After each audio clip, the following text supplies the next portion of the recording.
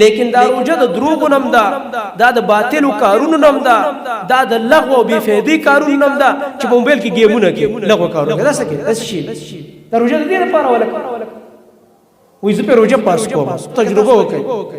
د چا چې روجه او ته په چوک کې کښېنې د ملګرو سره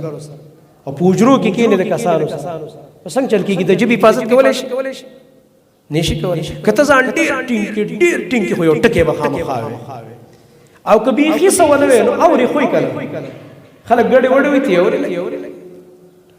نو زمونږ د امت چې کوم سلف و هغوی د روجې په مقصد پوه شوي وو هغوی به ځان کنټرول ساتلو د چا سره به یې ناسته ولاړه په روجه کې ډېره نه کوله ځکه چې مجلسونه ګډوډ دي چې چا سره کښېنې خامخا پردۍ خبرې کوي روجه دې ګډوډه شي روجه خرابه شي اثر پرې وغورځي او د دې د لاسه د انسان د عبادت د خرابېدو د لاسه د انسان هغه دین خرابېږي زما محترم دا عبادت هم د دین د وجې نه کوو نو چې عبادت خراب شو نو دین باندې اثر غورځېږي د انسان دین روغ نه پاتې کېږي په دې بنا باندې زمونږ د امت سلف به په دې کې ډېر احتیاط کوو عمر رضی الله عنه به نصیحت کو فرمایل به لیس الصیام من الطعام والشراب وحده